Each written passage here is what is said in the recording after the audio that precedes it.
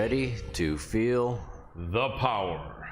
That's Colin Crandall, myself, Adam Roorda here. Colin's actually the man of the hour. I am just the producer and co-host. But want to throw out there, Colin always gives me the opportunity to bring it in a little bit with that, and throw out everybody should check out lithtoken.io. It is now under the ticker symbol LITX.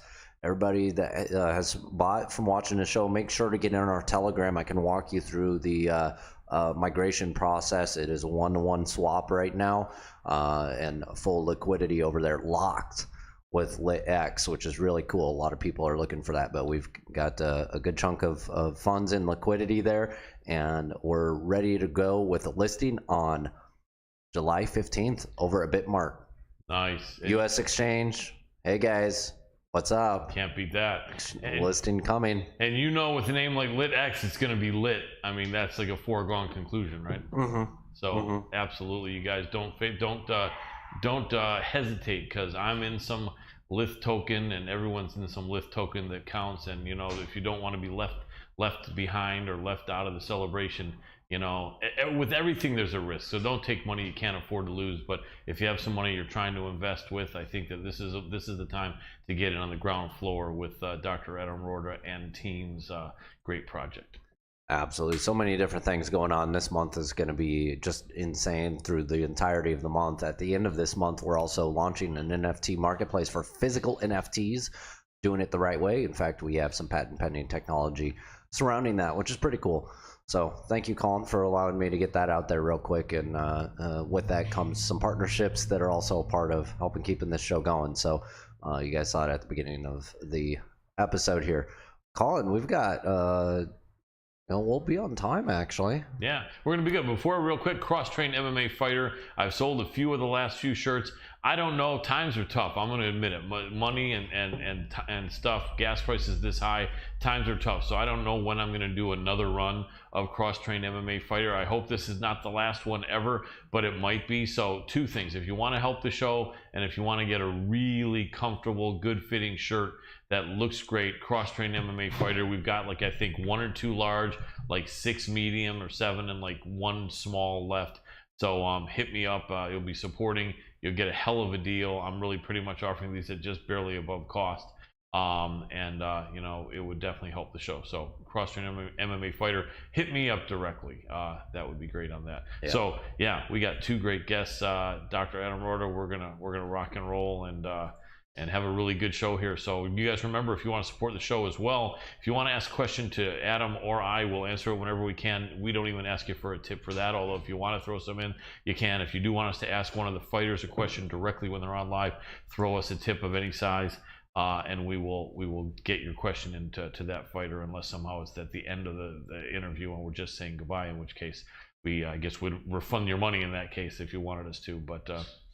But anyway, help us out. Help support. Just give us a tip, anyways, for because we're nice guys and try to entertain and bring you information. This show has broke the bank for both Colin and I. Everybody, to be very real about it, we've put so much money into just getting this show going, keeping it going. Yeah. We've had some high moments and some low moments, but I can tell you, we've never made money.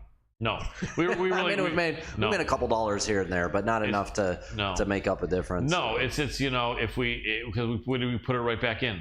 We would put it right back in, and I know somebody might say, how are they putting it? It's there are various different ways, but believe me, we put it back in to get the word of MMA Power Hour out there, and you know, paid our way to various different fight venues, and you know, I think a lot of people think that the big fight promotions will pay the media to come out and cover it. So, no.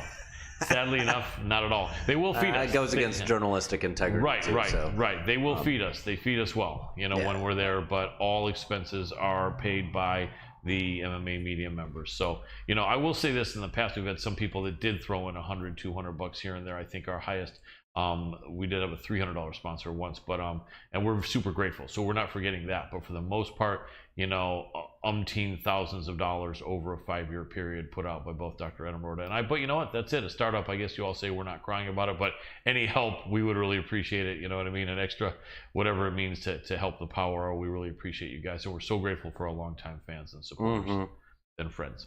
Absolutely. And guys, I apologize because I'm mid-migration here, which is a big deal in the crypto sphere. So I'm going to be in and out, but I am going to stay steady here as much as I can, Colin, also, because we've got 2 guests tonight. We've got a nice little break, but we'll break down some fights for you guys like we do, and everybody loves it. So, absolutely. Cool. Well, we've actually got like 2 minutes before ready to go with the first guest. Hey. So, hey, we're other than our exact start time, it did not happen right at 6 p.m. Pacific time. We're on track. We're on track otherwise. So. Yep, I like it. So we always try, ladies and gentlemen, once in a while, if we don't have a guest in the first spot, we will start the show sometimes in the second spot. Also, all kinds of friends watching. My good friend Mark that I've known for 25 years now. I hope you're watching, Mark. If so, what's up? We really appreciate your support tremendously. And other great people that tune in. I have a feeling he's the one that says there Alexander is a beast, feel the power. I have a feeling. I bet that's it. Yeah, I think that might be it. Mark, yeah. I think that's you. And it doesn't show names for some of the Facebook users for some reason. When we look at the software that we use, you can kind of see it on the screen there. Absolutely. I have a feeling. You might not know this, Doctor, but Mark would love to have coffee or lunch and get a chance to meet you someday. One of these days, yeah. Once I have time, 100%. We'll do it. Let me know and I'll let him know, because it's and I know I haven't let you know this before because you were busy and you still are, but yeah, whenever you can, he said I'd love to be able to meet Adam and say what's up and shake hands. I'm always cool with that. Cool. I'm always cool with that. A friend of Colin's is a friend of mine. Thank you. I appreciate that, brother. I appreciate it. So yeah, Adam Woods saying hi. What's up, Woods boy? What's happening, Woodsy? Good to see you, my friend. Big respect to you. Adam Woods, the man, knows his way around an interview, and one of the nicest guys out there. Adam Woods is the kind of guy that I don't think there's anyone out there that doesn't like. So big respect. You want to know why? Why is that? He has the name Adam. Exactly. Everyone loves Adams. Everyone loves Adams. What can we do? But Eve's loved Adams too much, or was that extra love, or was it not love? Eve was all right. It was Lilith. That was it. And Lilith said no, not enough, and then Eve turned around. Yeah, whatever. There we go. These are just crazy stories, but yes. Anyways, I think we're ready for our first guest. So let's go ahead and ring her in here.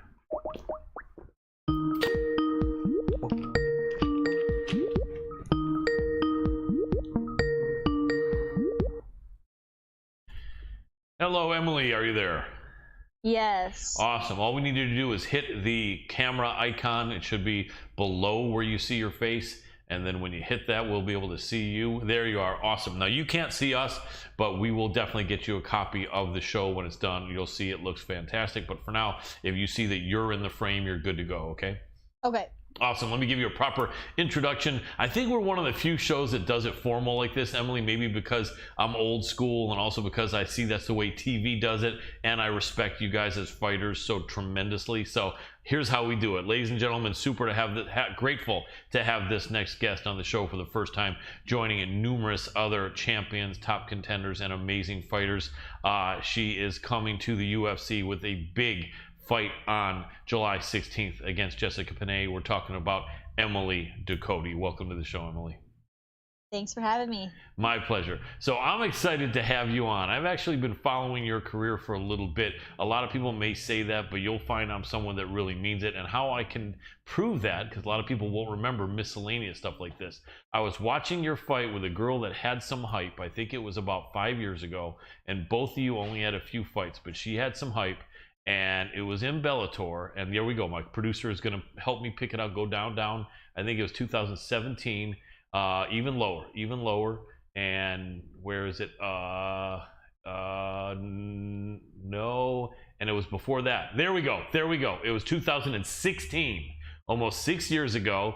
And the opponent was Bruna Vargas. And I believe your grandmother was there watching that live, because you and your grandma would always watch fights, and she was there screaming, "Come on, Emily! Come on, Emily!" And I remember, yes. And I remember I saw that. I said, "Man, that is so cool. This girl's grandma is there cheering," and I'm like, I really hope she wins. But they were talking up your opponent. They were really like, this Bruna Vargas is like got all kinds of fire, all kinds of shine, and then you came in there and smashed her. And I was like, I was happy because your grandmother was happy. Right? Because I love my grandparents. They're gone now, but I love them. I love them so much. And B, just it was so cool to see. But how was that memory? I'm sure you remember that. That must have been a really cool moment, because that was your first Bellator fight, like your first televised fight, wasn't it? Yes, that was definitely one of my favorite moments, actually, of my career. My grandma is wild. She's a feisty woman, let me tell you. She's just like so feisty. She just does whatever she wants. Nice. She wants, always supporting whatever I want to do. And just happens that we're just like kind of into the same things. Like as I was a kid, we watched the fights together. My grandpa also, but he's more calm. Right. My grandma's just like really wild. And so we watched the fights as a kid, and then she's just got involved in my martial arts as a kid, and then my wrestling in high school, and like very briefly in college. But as soon as I started training MMA, she was just pumped.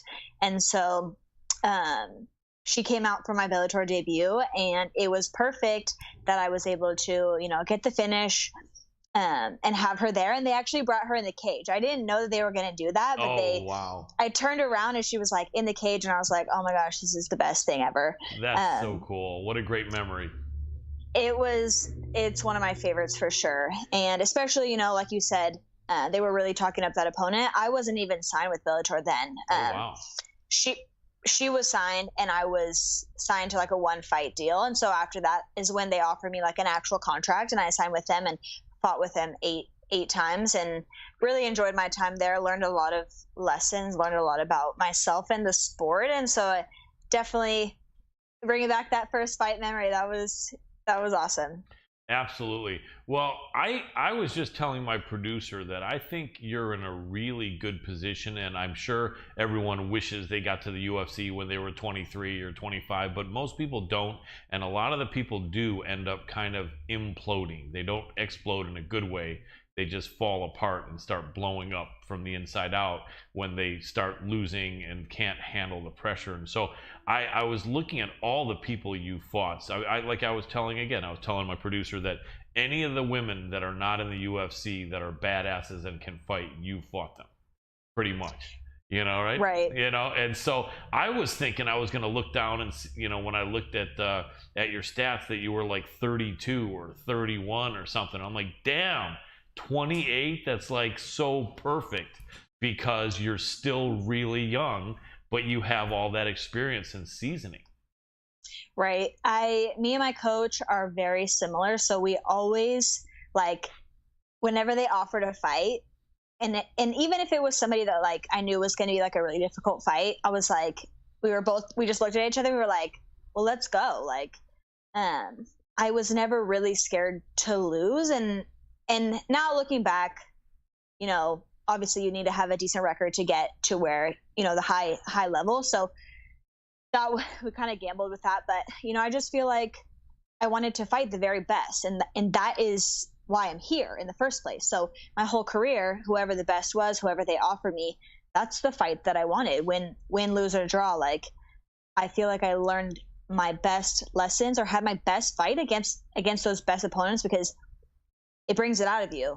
And then, even if you lost, you need to come back and level up. So I am very happy that me and my coach are so similar, that we always, wanted those hard fights and wanted to challenge ourselves. And I feel like that's why I am exactly where I am right now, feeling so good in my fights, my more recent fights. And then, of course, we just signed with the UFC. So I'm really thankful that I do have all that experience, and I'm still young enough to enter the UFC now and kind of start my UFC career. Without a doubt. And let me ask you really quick. Sounds like your grandmother is still around, right? Yes. And so she will get to see, well, I'm sure we can't count on our life tomorrow, but let's just say, right, barring a miracle, your grandmother will see your UFC debut. How excited is she about that? She is pumped, but her first words were, "It's about damn time." Right. Yeah. I mean, like, I hear you. Yeah. So, but it was. Go ahead. It was so important to me for my grandparents to see me fight in the UFC, because I mean, they kind of created the dream almost for me. Like, we watched the UFC fights together, and my grandparents were like, "You're gonna be there," like, just so confident and like relaxed about it. They were just like, "You will be there. We're going to be watching you on the TV in the UFC." And I mean, this was like years and years ago. And so like to actually be here and have them watch it, it means a lot to me. And she is fired up. She's fired up. Absolutely. And you know, things all happen for a reason. We all have our story, and it's like, you know, the two of your last losses, in fact, I think I may be wrong, that both of your two most recent losses were split decisions, fights that really you could have won. And I think we lost your video, and let me see. Oh, we got sorry. you back. Not a problem, no problem. So basically, I'm sure you were probably thinking that maybe had one or both of those decisions gone your way, UFC might have called you earlier. But you know, things happen for a reason, and I get a good feeling. Like, and I was just also telling a producer here that when someone is in the UFC that's like under 26, I usually predict them to lose, because most of the time they do. I just find that 28, both women and men, are pretty much just starting their athletic prime, right? Because you're getting your full strength. You know, like for guys, I train jiu-jitsu. I'm a purple belt in jiu-jitsu, and they would say you got old man strength. I'm sure for women, maybe old woman strength, right? And Right. you know, so so you start to be able to have that muscle strength and maturity.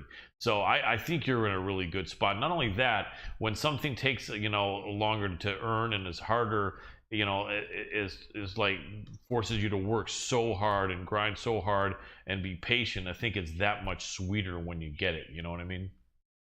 Yes, that's very similar to how I felt about like my title fight, because I've fought for several titles, and my first two was unsuccessful, and my first Invicta fight was one of the split decisions that you were mentioning, and that was a really difficult thing. You know, split decisions are hard, especially when they're really, really close, and sometimes they're controversial and whatnot. So that was a hard fight for me to like move past. Right. I feel like I did really well, and then she went to the UFC after that. So that was like a hard pill to swallow. But I honestly feel like my last two fights are where I felt the best. So like now I feel like I'm really ready to be going to the UFC. You know, I feel like I've been ready for a while, but my last two fights specifically, I do feel like everything's really coming together. So, you know, kind of like you said, everything comes together at the right time. I feel like that certainly is how I'm feeling right now. Absolutely, and that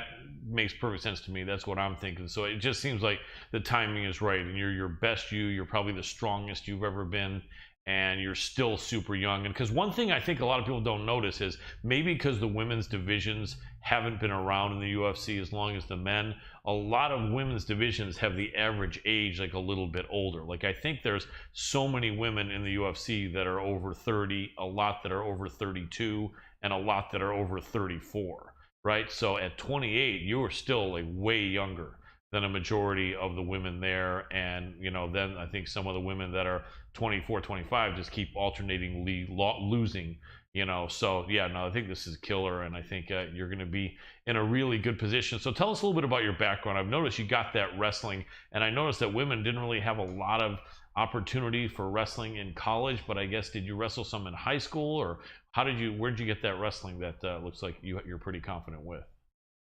So I'm from California. I'm currently living in Oklahoma City. So when I was in high school, I wrestled 3 years, went to college in Oklahoma City. So I moved from California to Oklahoma to wrestle. Mm-hmm. I did like a year and a half. And I just didn't like the whole college environment.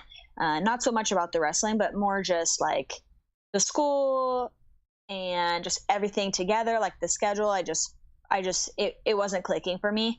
And, so I decided I was going to move back to California.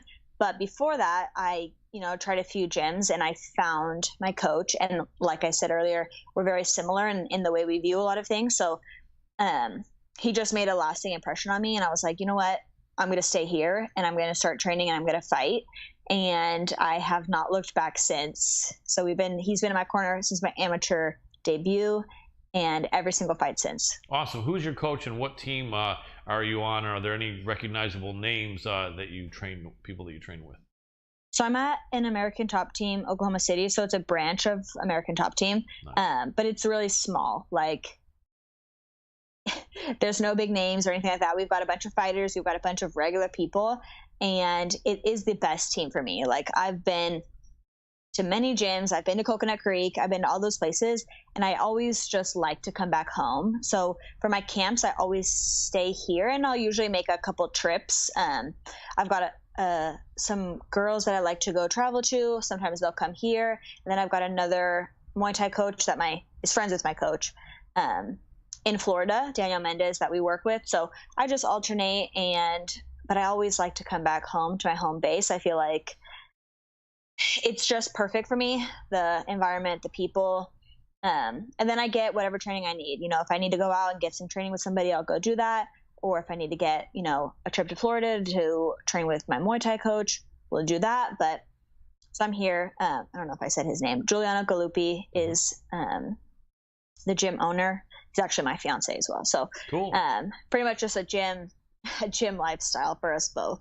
Cool. Right on. So let's talk about your opponent, Jessica Penne. I don't know if you watched the Ultimate Fighter season that she was on. I think like every woman in the house got a UFC contract pretty much. It seems like a lot of them are still around, or they're like 34, 36, 39.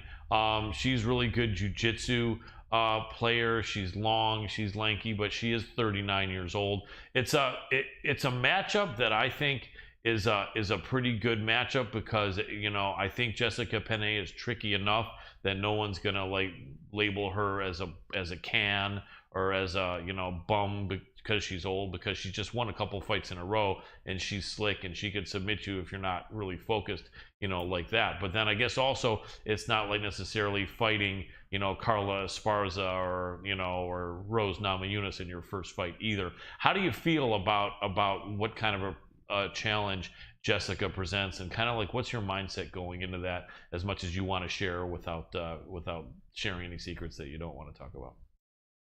Yeah, so I pretty much watch all high level shows, like all girls at the high level. So I'm very familiar with her. I've watched her come up through Invicta and make her way through the UFC. So I have seen her fights, and I do agree. I do think she's a heavy grappling style, very technical, very good, obviously. But I expect nothing less. Like, I want to fight the best girls. So I am excited about this matchup because she's got so much experience. She's a technical fighter, which is something that I like. And, she's well-rounded, definitely wants to, hit the ground, but she is well-rounded. So I'm excited for the matchup. Absolutely. And that would be a really good name to have on your resume, should you win that fight. I wonder, like, do coaches ever, and I know your coach is your fiance, so I'm sure he really wants you to win. I often wonder sometimes, because coaches really want to find a way to motivate you, and they don't really, I guess, want to put pressure on you. But, is there a thought maybe that, like, if you just absolutely beat the brakes off of Jessica Penne, that would be just such a great start in the UFC, if you could just like literally smash her? Or does coaching, really not ever entertain that sort of thought? Luckily we've known each other for a long time, so he knows how I need to be, before a fight. So he doesn't really like say anything about like a very strict game plan, or like the exact way to finish it, or like go smash her. It's more like, we're going to do our stuff, we're going to do it to the best of our ability, and then we're going to fight. And, for me, I just need to get myself in there and do the best that I can that day. And that's really all that I can do. I train my best, I train my hardest in camp, and then I go there and I do my best in the fight.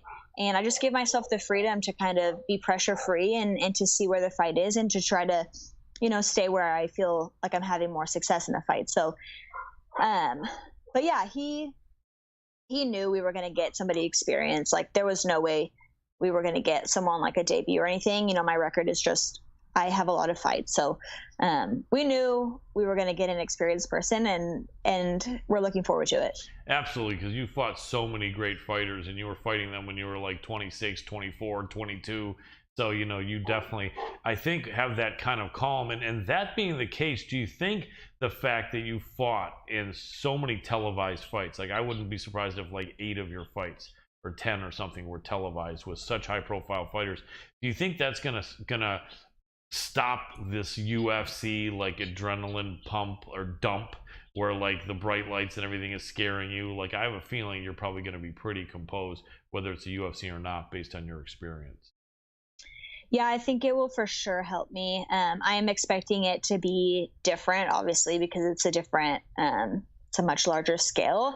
But I do feel like because I've done Bellator and I've done Invicta, and they all have that very professional setup, and the cage and the lights and everything, I do feel like it's a advantage for me instead of coming in just like off a small local show. So I'm looking forward to that. I'm thankful for that experience, and I do hope that it plays to my advantage. But yeah, it's going to be different, and I'm expecting that. But I think with my, I've learned so many lessons in the last several years just from all the places that I've been fighting. I feel really ready for it. Gotcha. And a lot of people can look back at Jessica Penne and say maybe like 2014, 2015 might have been like her peak. And again, not that she can't fight now, but I often hear fighters say, you don't want to think you're going to get the worst Jessica Penne. I know you don't want that. But like when a fighter says, I'm just going to imagine she's going to be the very best Jessica Penne she's ever been, but then you look at the statistics that say she's 39 years old, how is she going to be the absolute best Jessica Penne she's ever been? She's probably not going to be that. But when you kind of look at that and you realize that that she's probably not physically as strong as she used to be, she's probably doesn't have the recovery she used to have, and she's not as fast as she used to be. I guess you just got to not think of that at all and try to pretend like this is Jessica Penne in 2015, or do you kind of try to paint a realistic picture of her? I honestly don't think about that much. I look at more like, is it a technical fighter? Is it more of like a brawler? And she's a technical fighter. So skill in my mind is higher on the level of like importance. So she's got skills, she's technical. And I'm expecting her to come out nonstop from bell to bell. So I'm ready for whatever Jessica Penne is there. And I do hope that it's the best one. And she's looked really good the last several fights. So I definitely do expect that, and I prepare for that, and I plan for that. Yeah. So your jiu-jitsu, how good do you feel about your jiu-jitsu? I'm not saying Jessica Penne is a Damian Maia, because she isn't. But I know that a lot of guys would go up against Damian Maia, and their whole thought would be just stay off the ground no matter what. Just don't be on top of him, don't be under him, don't be on the ground with him. I don't think, like I said, Jessica Penne is not Damian Maia, but how's your thought about just being able to feel comfortable in the scrambles with her on the ground? Because you obviously you're a mixed martial artist, but wrestling I think was your first background. Are you feeling like you're fine really wherever it goes? More recently in my fights, I've just given myself kind of like not a strict game plan. Like we train very specific things the whole camp. We try to sharpen up my strengths and my weaknesses. So but when I get in there, I don't want to like, oh, stay standing. Then what happens if it hits the ground? Then you kind of like freak out. So I don't say like, oh, we've got to stay standing. I feel confident everywhere. I feel like I'm well-rounded. I feel like I'm technical everywhere as well. So wherever it is, I'm going to try to take advantage and stay where I'm more successful. But by no means am I afraid to hit the ground or anything like that. So I'm just giving myself the freedom to get in there, feel it out, and see where I want to be. Absolutely. And I think the fight card is in New York. Am I wrong? It is New York. Interesting. What experience do you have with New York? Any? I don't have any. I think like when I was a kid, I may have taken a trip out somewhere around there, but not where we're going to be. So I really don't even know what to imagine, but it's New York. That's, everyone knows that. All you need to say is New York, and I'm excited to see how it is. And the lifestyle there is absolutely different. And you're going to get there what, maybe 4 or 5 days in advance? Yeah, next Tuesday. And you've flown all around the country for your fights. Have you ever gone out of the country, or has it all been inside the U.S.? All inside the U.S. Okay. As far as fights. And the flights don't seem to bother you. Probably 4 or 5 hour flight, something like that. Luckily, I'm pretty easy flyer. Nice. There No. we go. Yeah, this should be good. So, who are some of the fighters that you admire, whether they're male or female fighters? Like, who did you think coming up was really exciting, or was there anyone that you kind of thought, hey, I kind of like that style, I like what they do? Who are some of the people that you respect, or whether they're in the game or not still? A lot of the Invicta girls, like the older Invicta girls that have moved to UFC, like a lot of the girls from that went on the Tough Show from Invicta. I just feel like a lot of them, I grew up in the sport, not grew up as a kid, but like grew up in the sport watching, like Michelle Watterson, Tisha, Rose, a lot of those girls I loved watching, and I still love watching because they're fighting, and a lot of them are hitting their prime. Like Tisha looks fantastic. Carla is the champ. Rose is, I think, in my opinion, the highest level athlete. I'm super fond of Rose, more so because how she is outside the cage and how she is inside the cage. I just feel like you can't just be good inside the cage and then be like, an asshole out of the cage. So I really appreciate the fighters that take the lifestyle seriously and, have respect and discipline. And so Rose for me is that person. And I just really admire her for that. Absolutely, always like Rose. Well, I think with your wrestling, you're really going to be a great addition to the strawweight division, because since Tatiana Suarez went up, or is going up, but has been injured constantly, unfortunately, it's really kind of been mostly Carla with the wrestling, and not really anyone else. So I think that, UFC probably really realized that they can't keep on denying you when they really don't have a lot of girls that have a really good wrestling game. And at 28, you're still young. So like, I'm excited. I think you can go in there and just take that wrestling grit and ground and pound the big sister the crap out of some of these girls. Yeah, I'm excited. I'm really excited to be here, and I'm really excited to make my debut and kind of get it started. Absolutely. And you've got time, so I'm sure you're patient. Do you have any sort of like a game plan charted out? Like some people say, look, I expect if I win 3 fights, I can start calling out some people that are ranked. Do you have any thoughts like that, or do you just want to let it go, or the way it goes? Or like, can we expect you to be calling out some girls, or telling Dana White, come on, it's me next, look at me, can you see me? Definitely not. I like to take things one fight at a time, and that's my game plan for being here as well. One fight at a time, one opponent at a time. And I feel like I'll always get offered a fight. So like after this fight, whoever he offers, that's a fight that I need to take. And that's just how my whole career has been. I don't like to pick opponents or choose or say no, yes, no. Whoever's offered is the fight that I need to take, and that's the fight that I'll do. I like that. And I know you're just getting your UFC break and you're going to be there for a good long time, but do you have any thoughts about like an end date? Like some people say they don't want to be fighting after 35. Some people say I certainly won't be fighting in my 40s. Do you ever think about that? Right. If so, what's your thought? Definitely not my 40s. Right. I want to say, 35 ish, depending on how I feel, if I feel good or not. But yeah, I don't want to, when I'm done, I'm done. I don't want to like go past that point and like just try to stretch it out. So whenever I'm done, I'm done. But definitely 35 ish.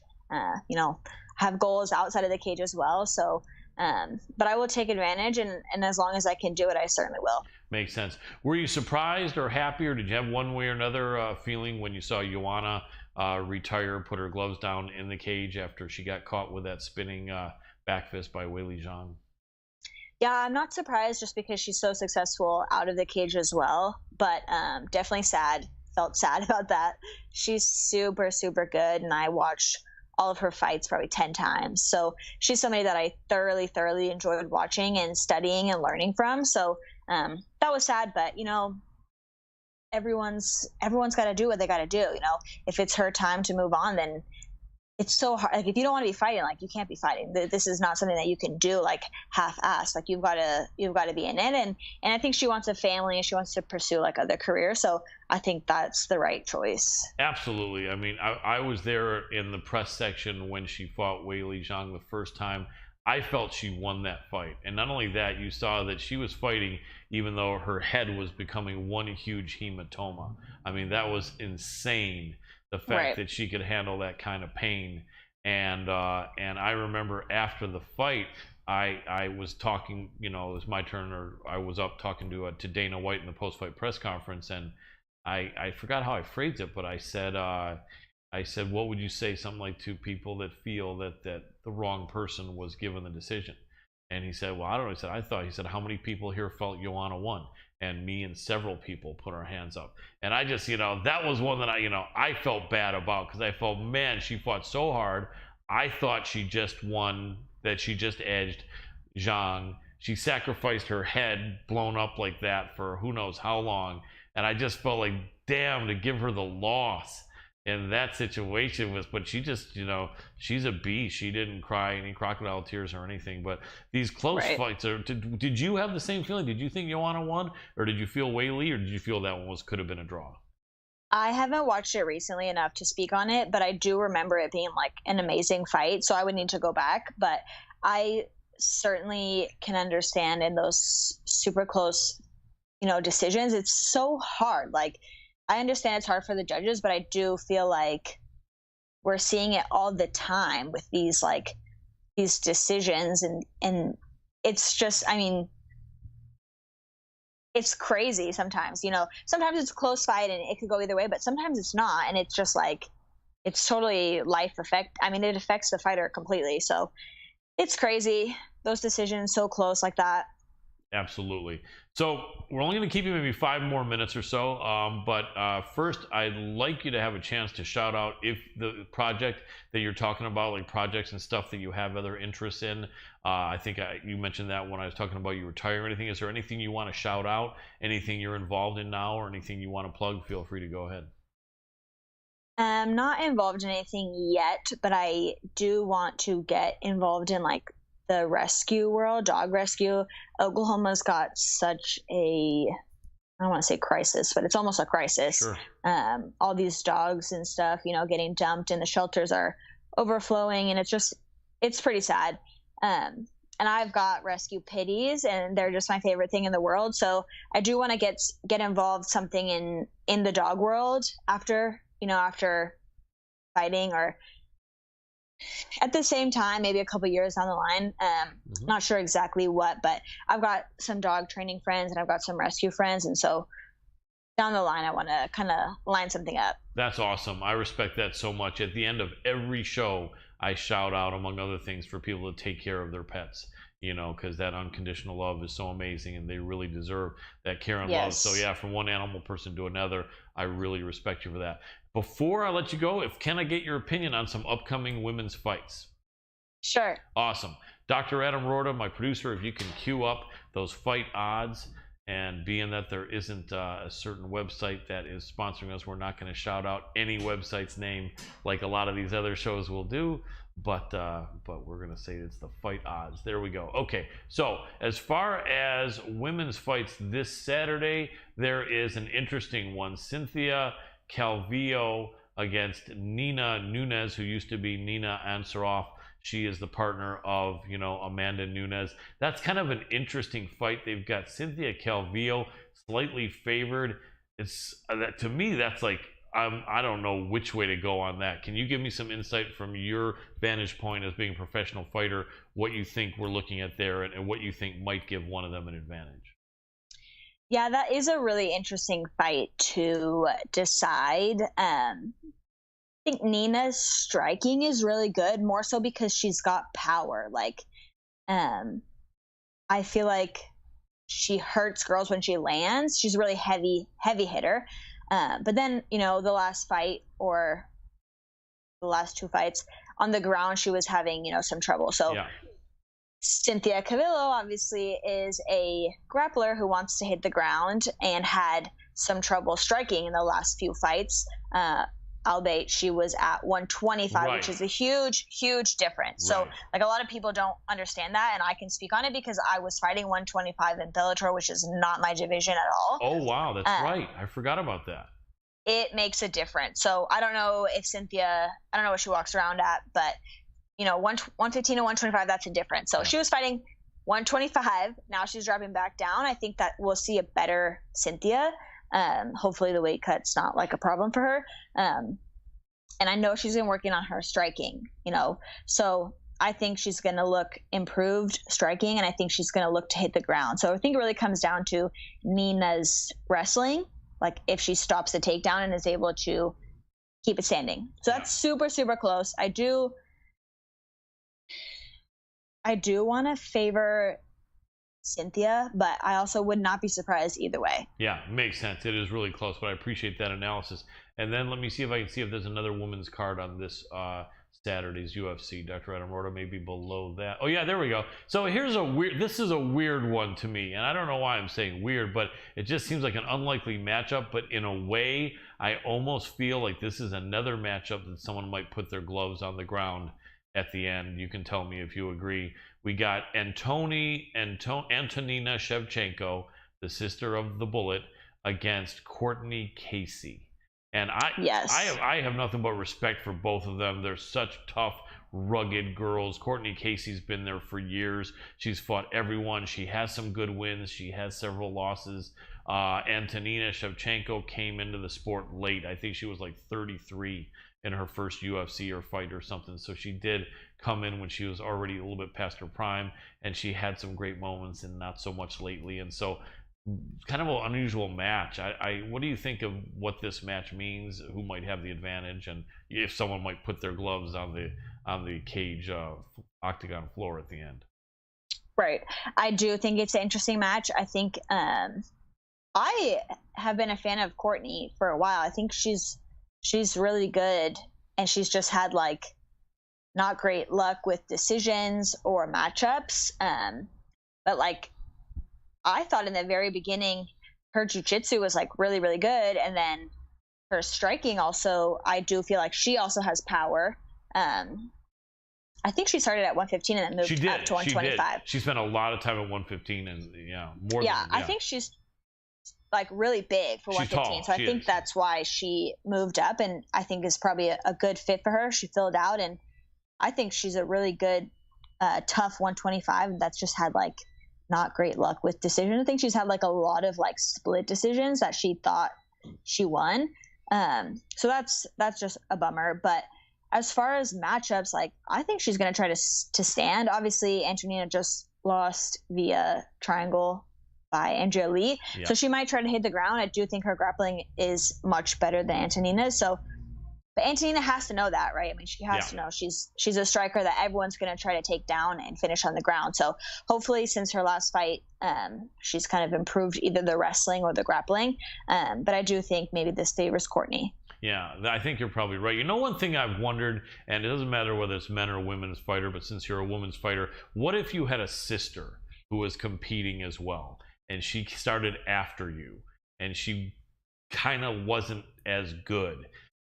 Don't you almost feel like, couldn't you like help just will her to win?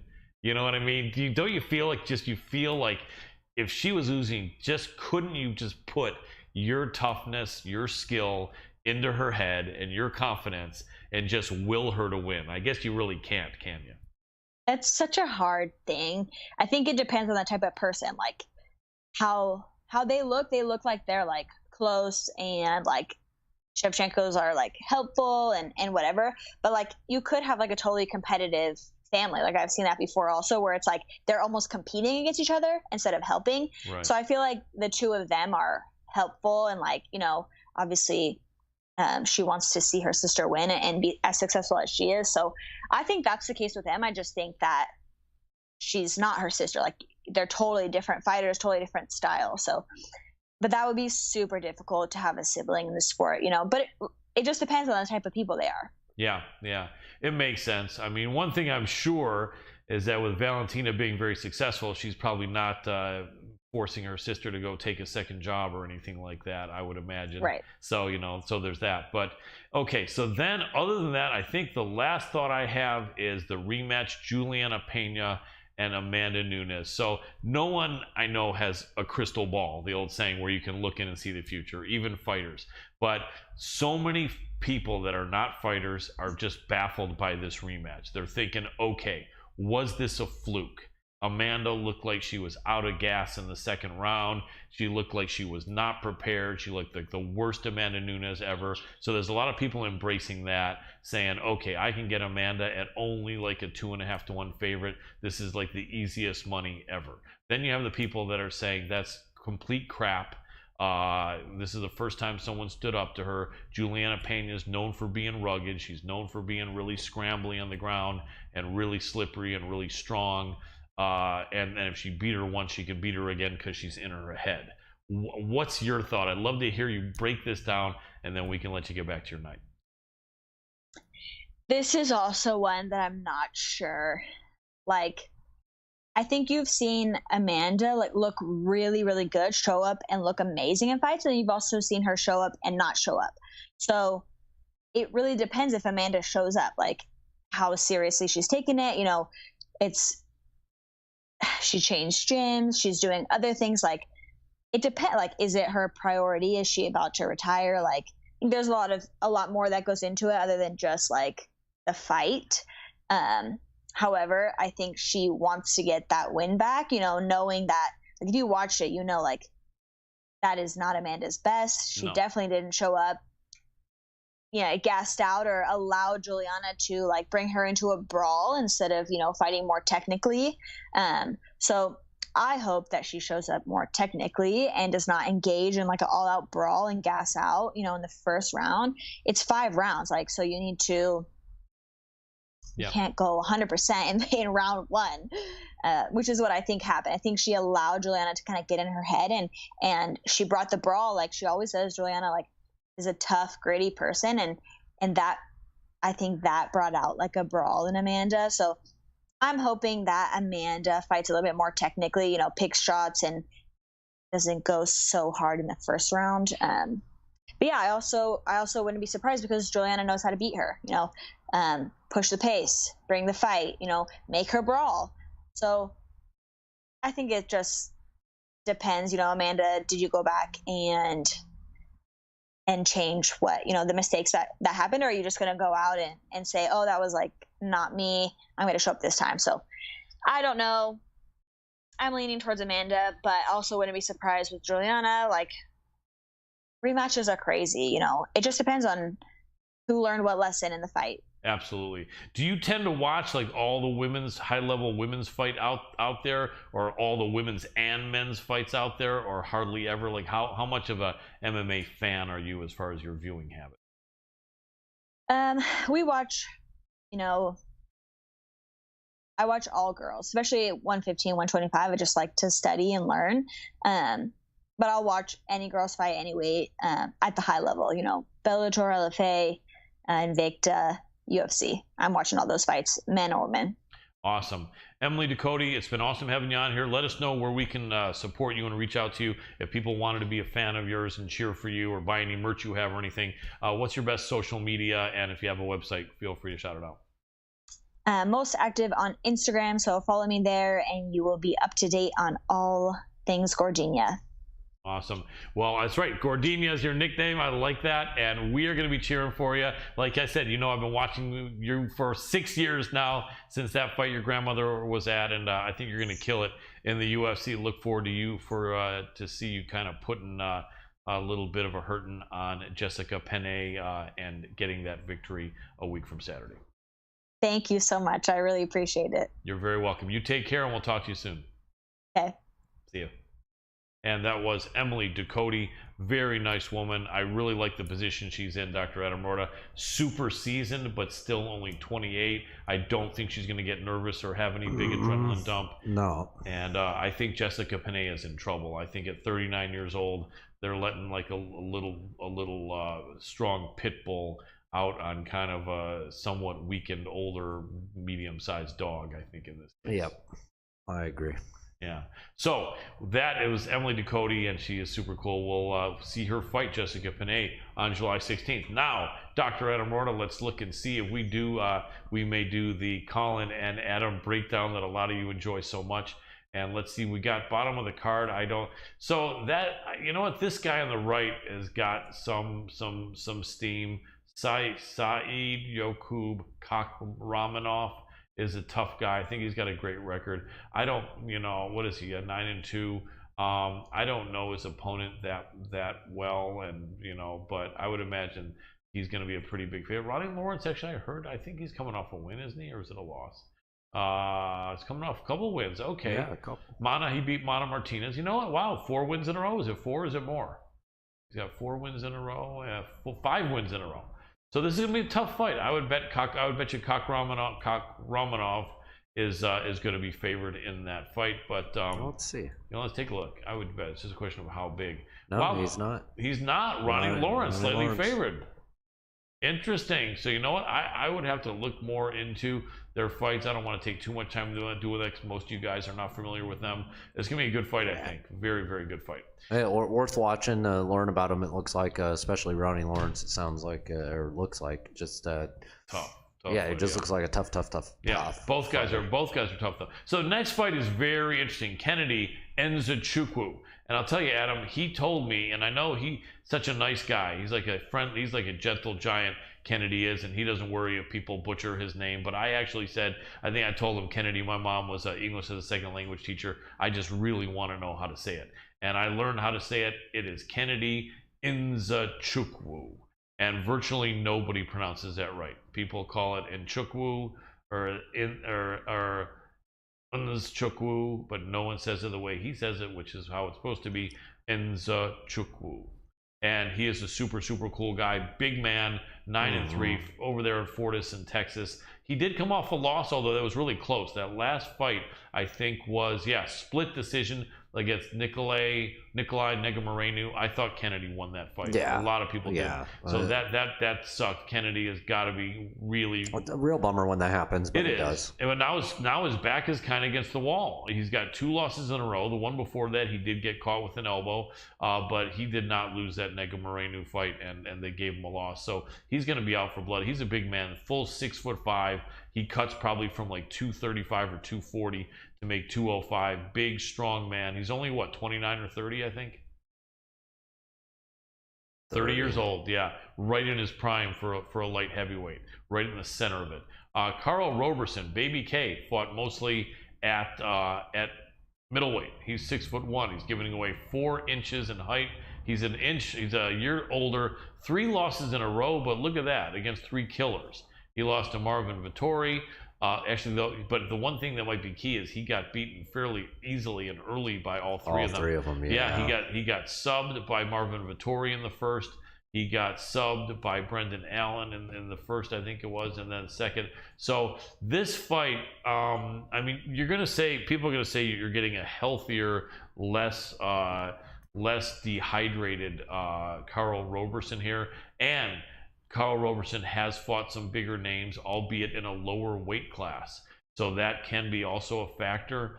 But I honestly think Kennedy is just too big and strong for him here. I just think Kennedy is not the light heavyweight to come up. Kennedy is the favorite, so I mean, Vegas is agreeing about 1.25, 1.5 to 1. Yeah, and I think that's a hell of a deal. I think Kennedy should be 2-1 favorite. But because of the level of competition that Roberson has gone against, they're kind of saying, well, maybe, so I think it's going to be an exciting fight, but I think Kennedy is going to win this, especially so many fighters, Adam, after they get ripped off in a split decision or a bad decision, win their next fight. I don't know what the stats are, but it happens a lot, and I love to see that, because Kennedy's going to be super motivated. I'd hate to be Baby K Carl Roberson here. Yeah, I think you're with me. Okay, Cody Brundage is a tough guy, newer fighter. I just don't think enough people know him and Tresean Gore, so why don't we skip that one? All right, we'll skip it. Yeah.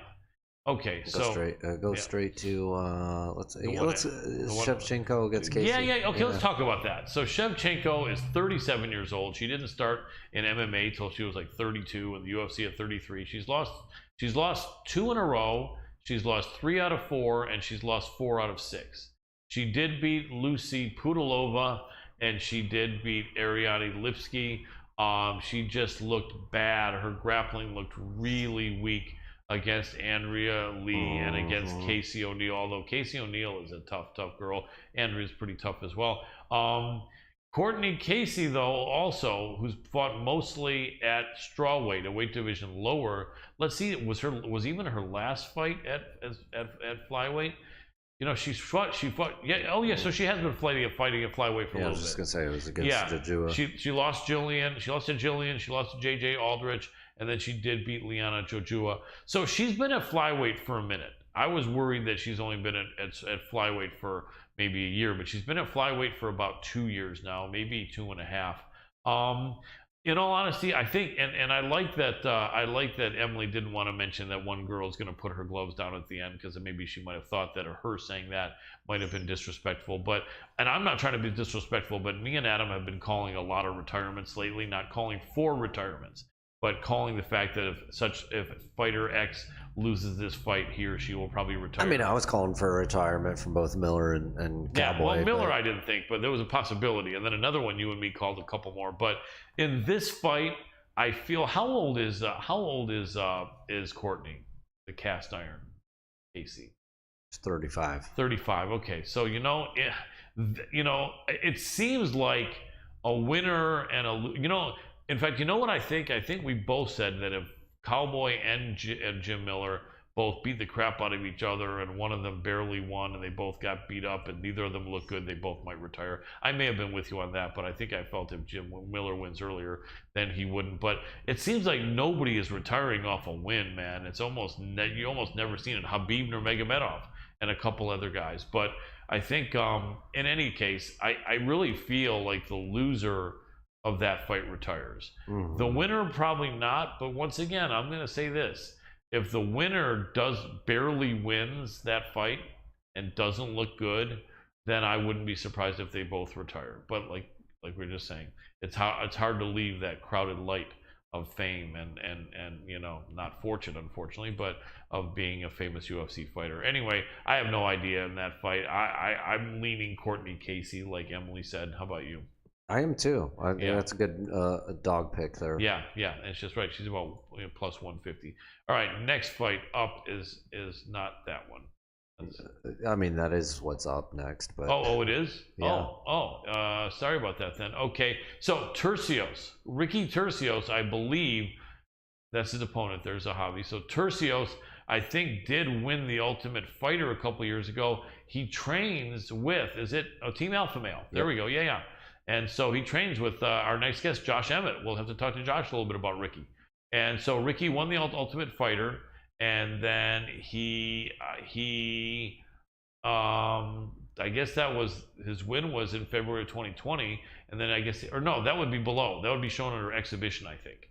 Yeah, if you want to take a look and see if it shows, pro exhibition. There we go. So then he won actually just last year. He won the Ultimate Fighter May of last year, so just over a year ago. Has he fought since then? Yes, he has. One fight. So he fought in his first UFC fight after winning the Ultimate Fighter, and it was a split decision against Brady Heastan. Brady's a tough guy. That was a really good fight. Ricky's a hell of a prospect. His opponent, Ayman Zahabi, who is the brother, I believe, of the great coach Firas Zahabi, 8-2, and he had a really good run, and I think he's been kind of win one, lose one. Actually, win two, lose two. He lost to Ricardo Ramos, a guy I love, I think is amazing. Mm-hmm. Vince Morales, he lost to, and he just got a good win over Draco Rodriguez. This is a hell of a fight. How old are they both? Zahabi's got to be older, I think. Zahabi is 34, and then Ricky is 29. 29, yeah. So Ricky, I think Ricky is the A side here, although Zahabi is a tough guy, and he's got more experience. What's the odds? The odds have Turcios the favorite. Yeah, I think that's correct. Yeah, I agree on that. Zahabi's going to make it tough. When Zahabi really shows up, he's a really good fighter. And with his brother being Firas Zahabi, one of the best coaches, arguably. And especially one of the very best from the last decade, then you got some great training and coaching going on there. Mm-hmm. So why don't we go back to? So I think Ricky Turcios there. I think you're with me on that. Oh yeah. I agree. Next fight up is going to be Cynthia Calvillo against Nina Nunes, formerly Nina Ansaroff. Cynthia is 34. She did try to go up because she's short. She's not a tall fighter. She went up to 25 and just couldn't hang with the bigger girls. They're taller, bigger, heavier. Nina is how old? 30? 36. 36. And Nina lost her last couple fights too, didn't she? I think so. Yeah, Let's I'm see. almost positive of it. Let me go down here. Yeah, she lost she against did. Mackenzie and But Tatiana. those girls are both killers. Beasts. But then let's look and see who Cynthia big lost break to. there for her. What's that?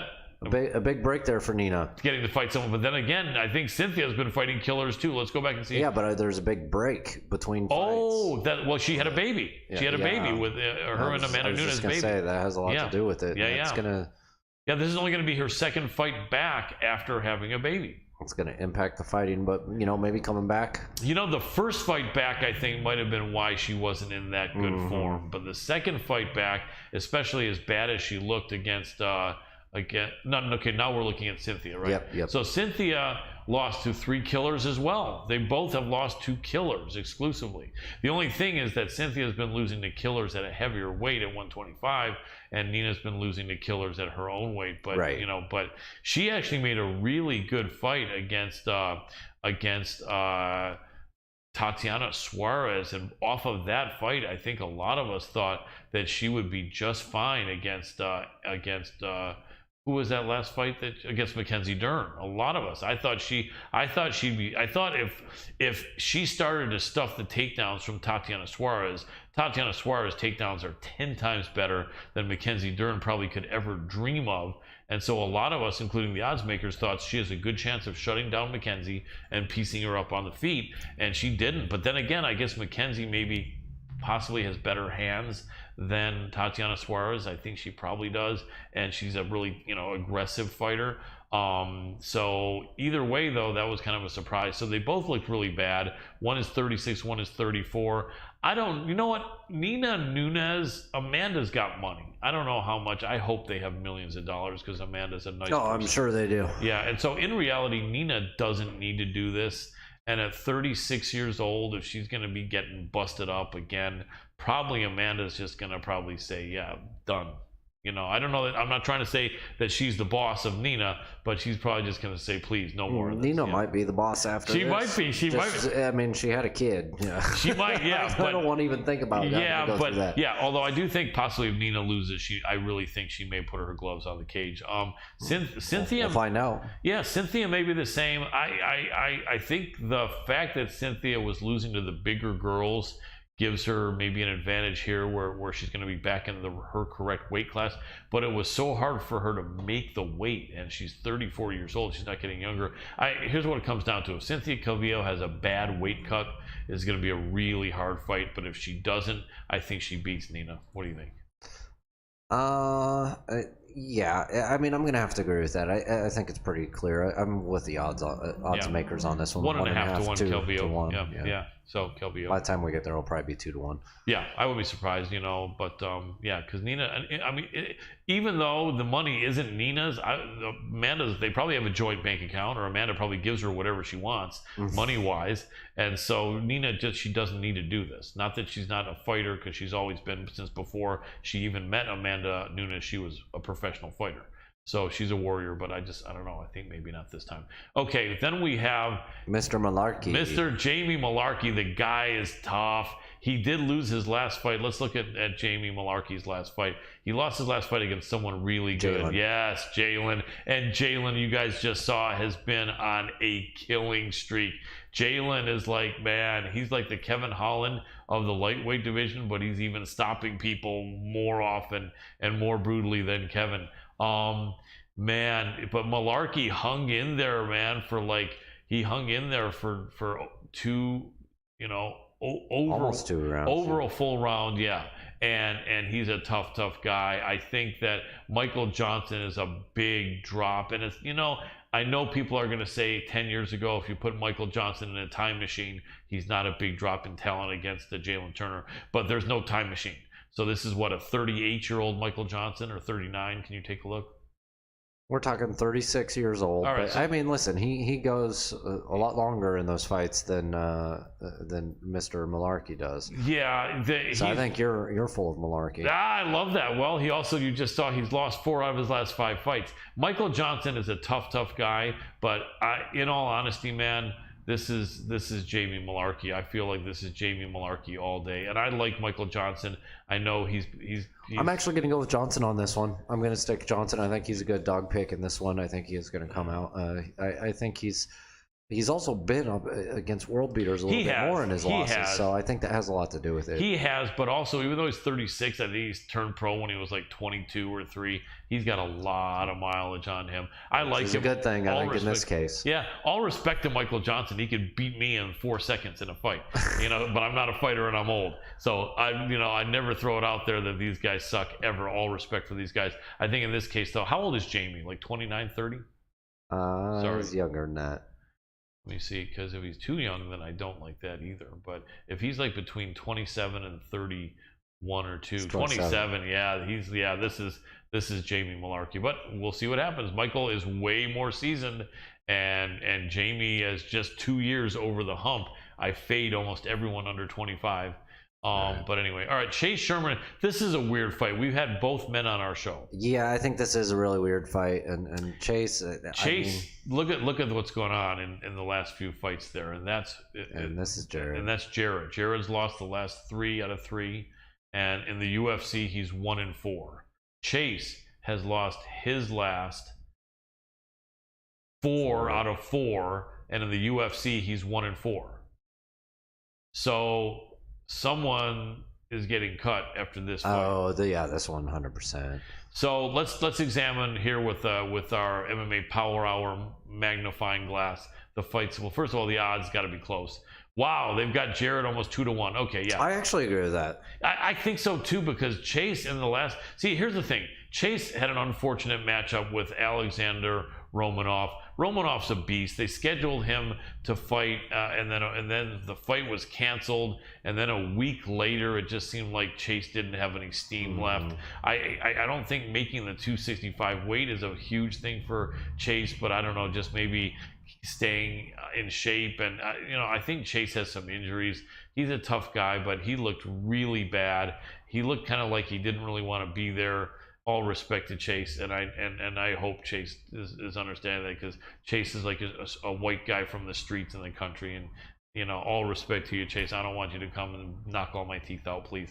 But he looked like he didn't want to really. He's a country boy that'll come by and knock your teeth straight out, is what you're trying to say. Yeah, Chase Sherman is a guy that doesn't play. He may be getting beat by UFC guys, but he's a fighter. I'm not by any means saying he's a complete slouch. No. He just hasn't looked like he's wanted to be there. And I feel like Jared's really going to take this one. He's just been a little more composed. Yeah. His fights have been a little more.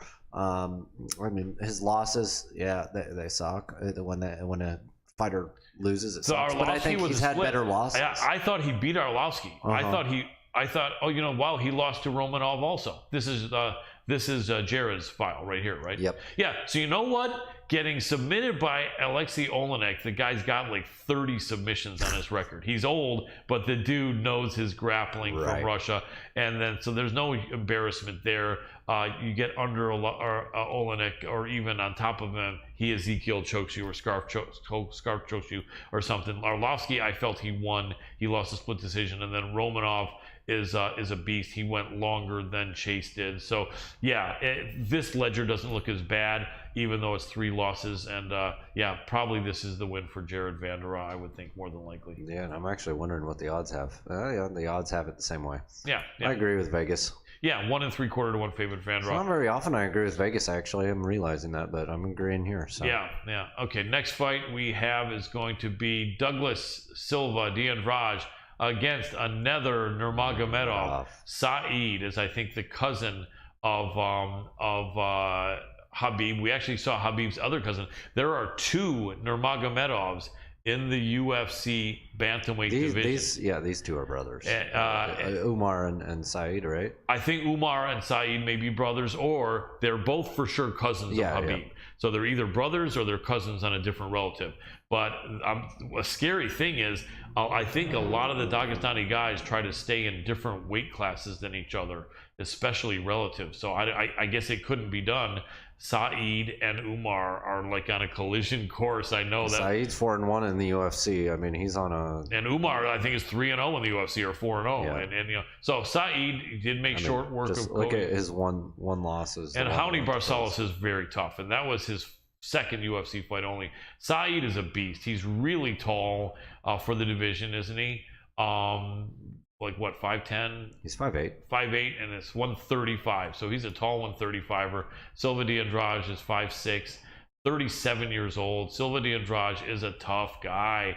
Just when you think he's getting old, he comes back and has some good wins. What a tough, rugged guy.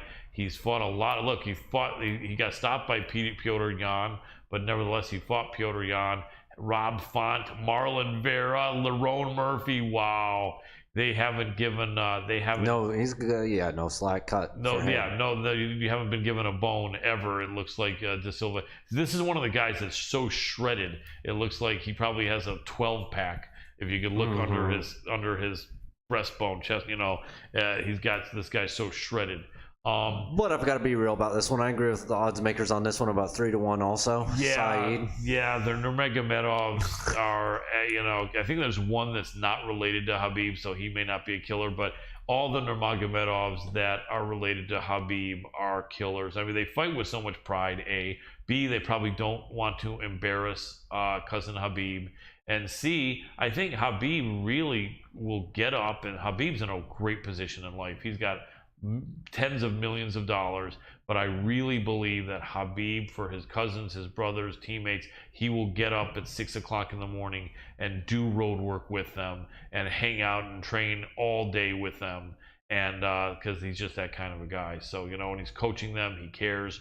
And he, you know, so what better a coach can you get if that is your style, the Dagestani Sambo and wrestling?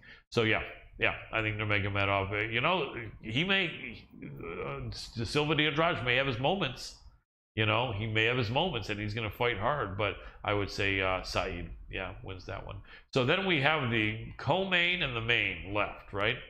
So the co-main, I'm sure there had to have been another name fight on this card. In fact, Jamie Pickett was up there.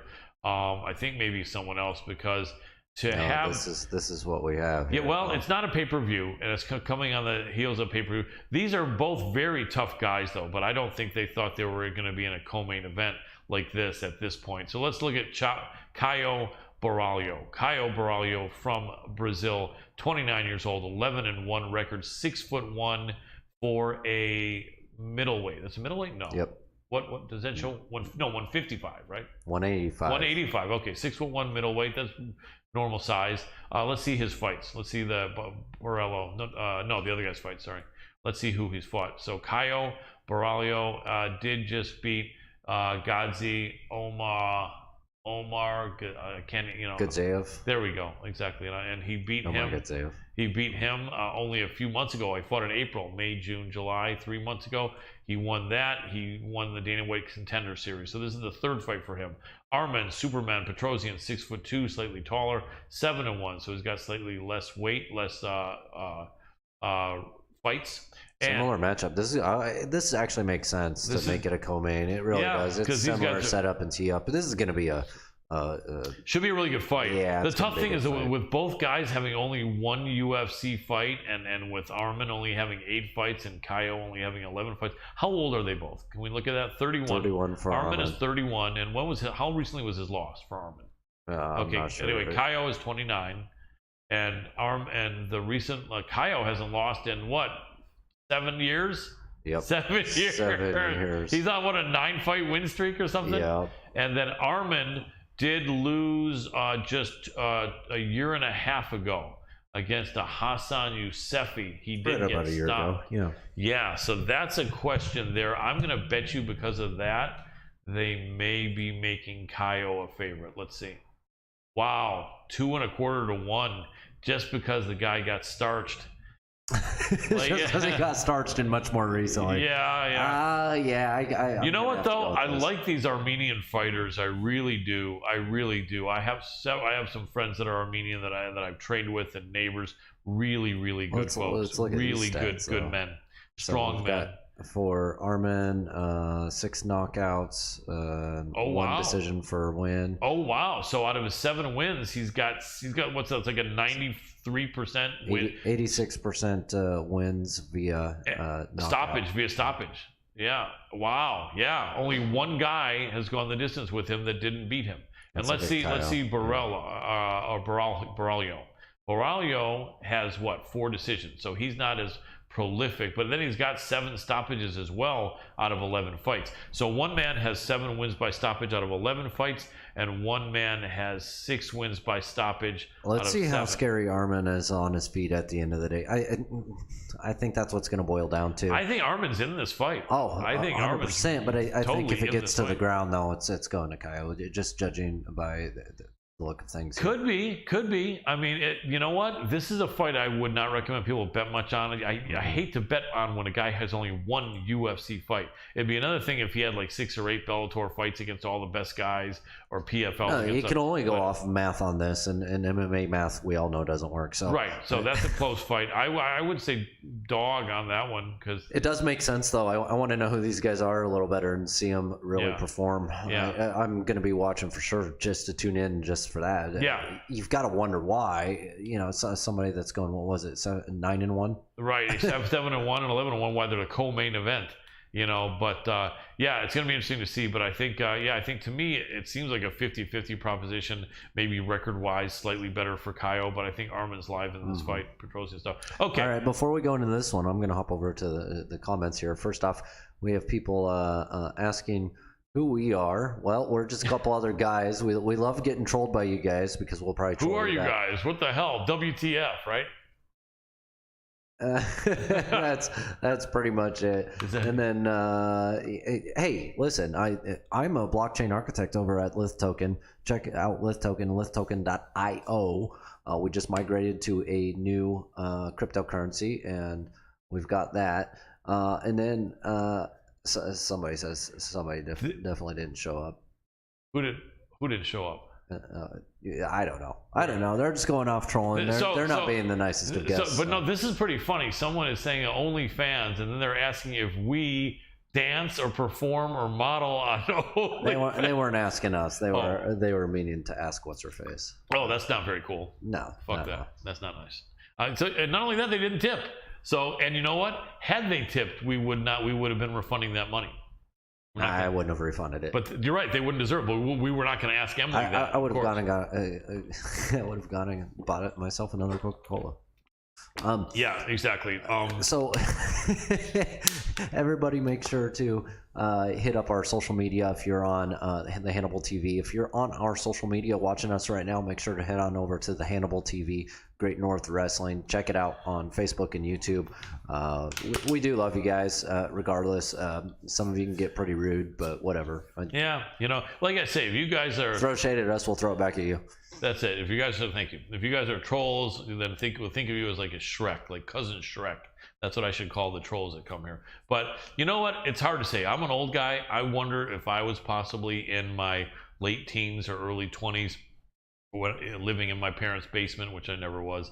But you know, I might possibly have been inclined to go on whatever was live and troll people. I don't know. I would hope I wouldn't, but who knows? Anyway, all right. Main event: Rafael Dos Anjos versus Rafael Fiziev. People look and see the name spelled the same. In Portuguese, the R is an H sound. So Rafael Fiziev called this fight out. He said, hey, how about Rafael versus Rafael? Let's do it. Come on, where you at? And the former lightweight champion was like, you calling me out? Done. So this is an interesting matchup. Let's take a look first at whichever one. Rafael Fiziev. Ataman, and he is 11-1, 29 years old, 5'8", fighting at 155. He's a killer. He did just beat Brad Riddell. Wow. Before that, beat Bobby Green. Before that, Renato Carneiro. Before that, Mark Diakese. Before that, Alex White. However, in the first fight of his UFC career, he did lose to Magomed Mustayev. Can you click on Magomed really quick? I'm not even remembering him, and that was only I do remember this 3 fight. years ago. That is a tough guy. Where is he now, though? He he lost to Brad Riddell, and he hasn't fought in the last couple years. So it's interesting. He beat Fiziev, but Fiziev then got a lot better and then beat Riddell. So still though, he's a tough guy and also a tough Russian fighter. So Rafael Fiziev is on a 5-fight win streak. He's looked like an absolute killer. He's a beast. 29 years old, perfect age, 5'8", 155. Fantastic, and he's got an 11-1 record. Rafael dos Anjos, 37 years old, a lot older, same size, 5'8", 155, but also did fight at 170. The amount of fights, 12 fights versus how many fights does RDA have? A total of 44. Wow, 4 times exactly the amount of fights. And I'm sure dos Anjos has more stoppages. Not exactly. It's 44 and 12, but yeah. Oh, 12. Well, that's right. I thought it was 11. Sorry. So close enough. You're right. He's 11-1. So RDA, that's what they call Rafael dos Anjos. This is going to be a close fight, Colin. That's what it's going to come down to. It's going to be a close fight. I think RDA is, definitely past his prime here, but I think this is one for Fiziev to really prove himself, and he is a beast. He's a scary dude. Yeah. Him being a favorite by 2 and a half to 1. I don't disagree with that. I don't. I think you're right. I think it may be, some people might be saying it's a little bit disrespectful to RDA, being that Fiziev really is jumping up in class to go up against a guy. Let's look and see though. Really quick. Go back to Fiziev. Fiziev beat Brad Riddell. And then he beat Bobby Green, who was really tough and tricky. And then Renato Carneiro, Mark Diakese. And, so this is a jump in class.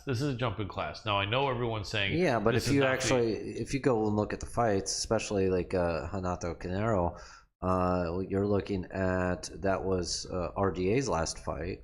And right. he only won by decision. Yeah, no, I know. So I'm not saying that, but in all honesty, Renato Carneiro, as far as a level, never got to the level that RDA was the UFC lightweight champion. I know, but we compare notes here when you look at this. How they've done against them recently. I agree. So, and you got Renato here in 2020 that just got knocked out in the first round by Fiziev. By Fiziev, yeah. So really looking at it that way, it makes sense, and that to me is the tell-all on this one. Yeah, I think RDA, he could show up, and maybe we see something from his prime again pop up, but he's out of his prime. I mean, that's really how I see it. Right, I agree. But let's look at this 5-rounder. That is in favor of RDA because he's gone 5, I think, several times, hasn't he? Yeah, of course. He's gone plenty 5 rounds. Yeah. So, and I don't think Fiziev has gone 5 once. I'm almost positive. Can you look and see if maybe he went 5? I'm not sure he's ever even had a 5. Well, not in the UFC. Not in the UFC, but has he gone to maybe another promotion? No. Wow, most of his fights are ending in the first 2 rounds or 3. Yeah, see? Yeah. There's stuff to look at here. Right. So that's one of those things. Yeah. I mean, it's good that lately he's been going the distance of 3 rounds because other than that, he was stopping everyone in the first.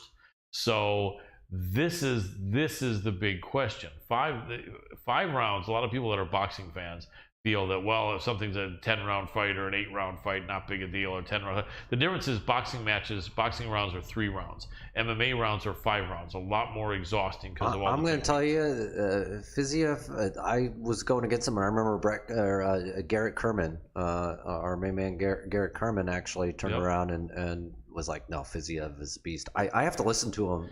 It may be a little delayed here, but I have to agree. I think Fiziev is going to take this one, and quite frankly, I am going to parlay that one with the 2 dogs that I chose earlier. Yeah, you could do that. I like Kerm. I've done breakdowns with Garrett in the past. He's a really good dude. Fiziev is a beast. Yeah, I thought that Riddell would beat him, and now Riddell's lost 2 fights in a row, and nothing against Riddell, but what I'm feeling is that the odds are probably correct. Maybe could be slightly closer. I think that it totally makes sense so that Fiziev is favored. All I'm saying is 2 things.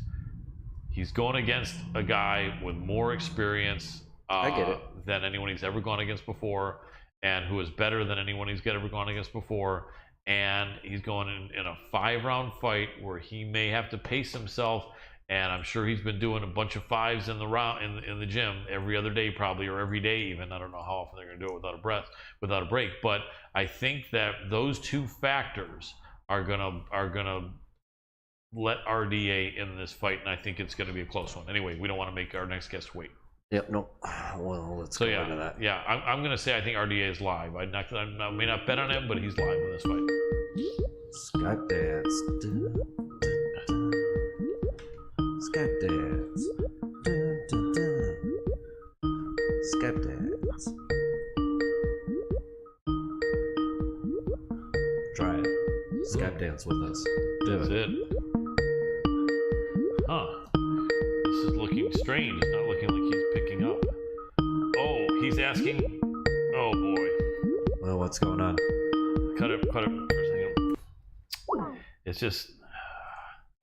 What's going on? So he wrote it 45 minutes ago, asking if he can come on and be 20 minutes late for his segment. I guess so. We'll just have him for the last 15 minutes. About 5 minutes. Just saw your message, brother. I gotta cut it short early tonight, man. Well, he wants to come on at 7:45. I mean, does he have? He can do it, but he's 20. I mean, it'll be for about 10 minutes. Colin. Okay, yeah. We might as well do it. We might as well do it. Yeah, I'm gonna put this on you and let you roll for a little while. So understood, brother. No problem. We have to go off the air right at 8, but if you could be ready at 7:25, we'll give you a Skype call then. 7:45. Sorry, let me fix that. Yeah, I didn't see that. I guess one thing I could start doing is looking at my phone when we're on the show, but it's hard to do because I have to be looking at the camera. So, but anyway, it doesn't matter. We'll see. He just had an urgent sponsor meeting that had to have his time, but he'll be ready at 7:45. Cool. Well, it's all yours. I'm okay. We'll go back to freestyling. Okay. Okay. All right. So we will be seeing Josh Emmett for a little bit later. So I'm going to freestyle here as Dr. Adam Roorda heads out for a bathroom break. No problem. Okay, so let's recap a little bit here, and I promise I won't look like a deer in the headlights. That is a good question, though, how I can look out. It's tough. I want to look out for text in case they come up, but it's hard to do when I got to be looking forward. I guess I should be glancing down, which I will do here. But anyway, it looks like we will be having Josh Emmett just come on a little bit late, and then we'll have him for about 12 or 15 minutes. But hey, can't wait to talk to him. All right. Cody Brundage, Trayshawn Gore. I'm leaning Cody Brundage. He's the underdog. I don't really have a lot of reasons why, and I can't look at anything right now because the doctor had to go wash up. It looks like Onama and Austin Lingo is canceled. Cast Iron Courtney Casey against La Pantera. Antonina Shevchenko is going to be an interesting fight. I think the loser very well may retire. Perfect. Now we have the ice cream truck literally driving by in the studio here. Right? What a show, man. Oh man, haters gonna hate. This might be the episode for you to hate. Ricky Tercios is a really good fighter. I honestly think he's gonna look really good against Ayman Zahabi, and he is favored 2-1. Nina Nunes, Cynthia Calvillo is going to be a really interesting fight. You know what? I don't want to make it a habit of like constantly calling out someone to retire because I don't want people to retire unless they want to. If they want to retire and they're losing a lot of fights, sometimes it's the time, and I always respect when someone retires and says, hey, I got other things. Like Donald Cowboy Cerrone, I think he's in a movie with Gina Carano. And I think he's been in several other movies, and I like when he said he's quitting to become a movie star. I would love to see that. Such a tough guy, fighting whenever the UFC needed him. At one point, one of the best in the world, not to become a UFC champion. I think he was, correct me if I'm wrong if anyone's watching, I think he was briefly a world champion in WEC, World Extreme Cage Fighting. I think he was in that organization for the last shoulder pain there for the last 3 years of its existence. But one of the greatest UFC fighters never to be champion, I feel, is Cowboy. And then because I hope he can make enough money from making movies. And you know what? I hope he's got enough money. I hope both. I hope the money he has, he's got in some really good accounts that are earning interest or really good investments. And I hope he's still got several $1 million left, and I hope he can make money as an actor, because he's a real cool dude with a lot of character. Had a couple of good exchanges with him on the mic when I was at press conferences. One of them was the Conor McGregor and Cowboy press conference. Anyway, so Michael Johnson and Jamie Malarkey. I mean, to me, the odds on this one kind of baffle me. I don't know if you guys agree or not. Michael Johnson did come back and have his first win in several years in his last fight. And I think that was only like 4 or 5 months ago. And I know that he is way more experienced than Jamie Malarkey. If, like I said, if you can put him in a time machine, like 10 years or even let's say like 6 or 7 years, and say, you know, that Michael Johnson, like a 30-year-old Michael Johnson, is now going up against a 29-year-old Jamie Malarkey. Yeah, I'd say Michael Johnson probably is too good compared to where Jamie Malarkey is right now in his career. But this isn't that. This is a 36-year-old Michael Johnson who's won 1 fight out of his last 6. Now, no disrespect. There's never disrespect. I think you guys understand where I'm coming from, as do the fighters. But he's fought a bunch of killers. He has. But he's lost 5 fights out of 6, I think, and 6 out of 8. I just think this is Jamie Malarkey's fight, and okay, so I wasn't even seeing. I guess I wore the wrong glasses here. Yeah, for a minute I thought they were trying to say Michael Johnson is the favorite 2-1, but he is not. So I'm arguing the obvious here. Okay, there we go. Just call me Captain Obvious. But yeah, I think that is a clear bet. There's not a lot of money to be made when you have to lay minus 240, minus 260. You know, I see one sports book though has it minus 225, even minus 200. Wow, there we go. So you can actually get some value if you odds shop, and you could also put him in a parlay piece. But yeah, I think this is Jamie Malarkey all day. Vanderaa and Chase Sherman. It's kind, you know, I mean, this is an unusual card, in my opinion, where you have a fight like Jared Vanderaa and Chase Sherman. One has lost his last 3 in a row. One has lost his last 4 in a row, and they're both, I think, 1-4 in the UFC. And then you have a fight like Antonina Shevchenko and Courtney Casey. I think both of them have lost like 3 out of their last 5 fights, and it's kind of a head scratcher, you know. I'll scratch my head for illustration. You know, it's kind of like they're on the card. They're veterans. Well, Casey and Antonina are more veteran fighters than are Vanderaa and Chase Sherman.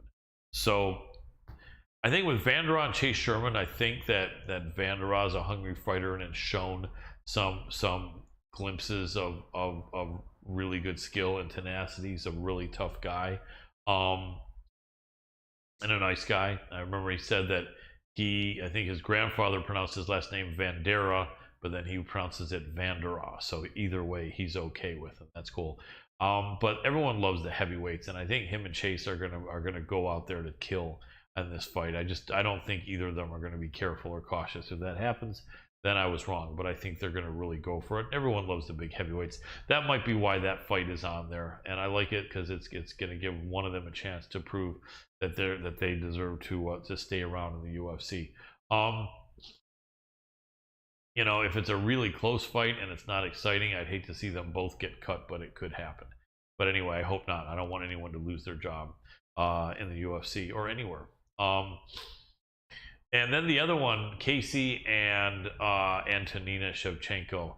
I mean, Casey's off a win. She's probably feels stronger up here at 125 than she did at 115. Antonina is just, the grappling is tough. I remember there was one fight where her grappling looked pretty good, but it's just not her thing. I think she's kind of tall and lean, and you know, probably didn't start training. I think Valentina started training at a much younger age. I think Valentina is like 3 to 4 years younger, and I think that she started training her grappling and stuff when she was maybe like 25 or 24, whereas I think Antonina didn't start until she was like 28 or 29. And and I think that just made a difference. And physically, they're also different as well. But Antonina, I just think that Casey is a way better grappler than Antonina Shevchenko. But Antonina is the better striker and is just as big, if not bigger, probably a little bit bigger. Yeah, Casey was at 115 for several years. I can't see Antonina Shevchenko ever at 115 unless she cut off a leg or an arm or something. Anyway, Saeed Nurmagomedov, Douglas Silva, D'Andrade, man, this guy Silva D'Andrade is so tough, rugged guy, shredded, always in shape, always intense, brings that Brazilian fighting spirit, but they always match him. They always match him up against absolute killers. It just sucks. I don't know why that is. I maybe because he accepts the fights. I mean, that's something that it kind of makes you wonder. Is your manager, I guess, really comes into play.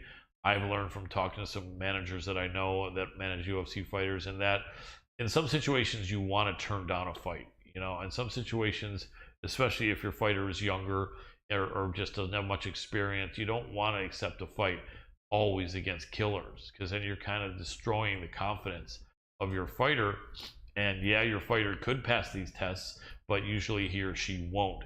And you keep on making them fight killers. I know your idea may be that iron sharpens iron, or that you're making a paycheck. I mean, that's one of the things I always wish fighters were paid more, MMA fighters, because I think there are some fighters who have kids and don't have another job, or their other job is stopping them from being able to train, and literally when they get their $20,000 paycheck or $15,000 or $40,000, they get all of it spoken for. They need to have that money, and pretty much you could say, look, they're going to go up against a bear almost, and the manager will say, we need the money, we'll take the fight.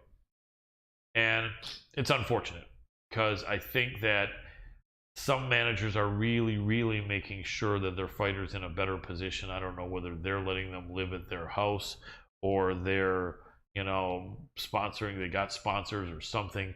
But I think some fighters are determined. Now, some managers may protect their fighters too much, and you can see that happening in some organizations where they're constantly fighting someone that's not really a threat to them. And I don't really think that's the best thing either, although it definitely can build your record for sure. I think in boxing that happens a hell of a lot. Guys coming up, can fight, can have a 25-0 record, and 20 of the guys they could have beaten like with a blindfold on. But anyway, excuse me. So this is another fight with another Nurmagomedov. Like I was mentioning, I'm surprised that we have Saeed and Umar in the same bantamweight division, because all these guys are a division apart in the past. I really think they would rather not fight each other, because they're countrymen. And the Nurmagomedovs are, relatives, cousins, and a couple of them are brothers. I think Habib's brother, is Usman Nurmagomedov. I remember that because of Kamaru Usman. His last name is the first name. And I think anyone but Usman is not Habib's brother, but is his cousin. But anyway, I think that Saeed and Umar, you could say they're on a collision course, but you would think not. In fact, I have a feeling that the only way Saeed and Umar would fight is if it's for the title. And they'd probably hate for that to happen. Saeed, I think, is taller than Umar by a couple inches, I think, or I may be wrong. I don't know. I think he is. But anyway, they're both there killing it, man. Umar looked great in his last fight. Every fight, he's undefeated, I think 16-0. Saeed is an absolute killer. And then Caio Borralho against, and I can't see it. It's cut off on the screen. And I'm forgetting who it was, who he was going against. Dr. Adam Roorda, are you there? Doc? Anyway, he can't. He had to go do something important really quick. Nothing. The show isn't important. But anyway, and then the main event, which is actually, I think it was Borralho. Can you scroll that down? Remind me who Borralho's opponent is at the very top. I know it's a Russian fighter. There we go, against Armen Petrosyan. So that is an interesting matchup. Really, I think it's a really good matchup, and I think this is going to be a real good test both of their skills. I think the fact that Kaio has had so many wins without a loss, and Armin did lose and get stopped on strikes only a couple of years ago, I think is why the odds are so big in the favor of Kaio. But I think Armin Petrosian is a live dog there. He really is. And yeah, the main event's going to be interesting. I think RDA is in it. I like Rafael dos Anjos. I think it's a good fight. It's a good fight. It is a good fight. I think that his age, probably, this is almost like a changing of the guard, where probably, especially if Fiziev puts a beating on him, right, then then RDA may be someone that puts his gloves on the ground. But Fiziev is a beast. This is going to be a really, really good fight. I think both guys have a lot of respect for each other, and it's going to be interesting. Anyway. Yeah, we've got just a few more minutes, or a couple more minutes here. I want to go ahead and say thank you, everybody, for tuning in again. You guys are actually the best, even when you decide to go ahead and troll us. I think it's funny. Colin gets a little offended sometimes, which makes me laugh. But thanks. You guys are the best. You really are. I guess because I don't really care that much. I think when we turn on the show, I'm like, fuck those guys, But but fuck them all. Yeah, I like coming in here. He's a grumpy old man yelling at the sky. He's that's like, it. fuck God, you, sky. Exactly. Yeah, we can swear now. Khan, remember, from Star Trek. We always could. We tried to keep it clean for a while for everybody out there, but we once in a while. Every now and then we just want to have some fucking fun. We do. We gotta have we do it. But everybody, make sure to follow us on at MMA Power Hour. We do have a group actually where we encourage people to go ahead and post other MMA news, as long as it's not recreating what we just did. If you're trying to do the same news, same interviews, same stuff like that, quite frankly, we're not going to be posting the same content. We try to keep it pretty original, and we have a lot of people joining up right now. It's growing real rapidly. We do. We have almost 1,000 members of our group, and it's only been around for like 4 months. You know what I mean? But hey, what was the one thing again I saw that you posted you didn't want to see? I think it's a generic introduction that says, I thought the group might like this. Yeah, everybody that posts that shit, screw you. Yeah. Screw you. Anyways, on that note, I would like to go ahead and have some new admins in there to help out with that. So if you would like to, go ahead and hit Colin or me up on Facebook. We would love to have some new administrators in there and helping out with just moderating posts. We could use some help with that, so that way I don't have to sit there and put posts up that were meant to be there 3 days ago. So exactly, we'd love you guys to help out with that. If you want to do that, hit us up with a message, or even drop a message just straight in the group. Love you all for it. Love you for the likes, comments, shares, tweets, retweets. It's all the best. Quite frankly, we've had the best group of supporters, and even here on the Hannibal TV, where we get trolled a lot because I'm a little scrappy guy and Colin's an old man. So thank you. You can't tell he's an old man. I actually look older than him. No, well, I wish I could agree with that, but unfortunately, I look older than him. But thank you for that, Adam. I appreciate that. We're really good friends, me and Adam. We don't rip on each other too much. I look like a crackhead, so it's all right. No, you look good. You look good. Well, I'm skinny. A suave crypto expert crackhead, but not. I work out. I've never been able to gain. I've gained weight at one point in my life when I was at about 20. Right. I was able to put on a lot of weight from 18 to 20. I was actually right about 180. Nice. And then you kind of got slimmer. And I ended up partying too hard my freshman year of college, and I took all my weight right off. Yep. Well, it lasted for a while. I had some bad habits. I hear you. I'll put it that way. But I am not currently a crackhead. No. Never were. No. I wouldn't say I was a crackhead, but I was abusing some cocaine for sure. There you go. That was the drug of the 80s. Anyway, I was an idiot. Well past that. So let's see if we can get Colin, Josh. we've got Josh Emmett. It's not showing he's online yet. Okay, let me let him know. Hey Josh, it's 7:45, so we're gonna give you a Skype call in a minute. Let's see if he comes on. Let's just go into our Skype dance. Yeah.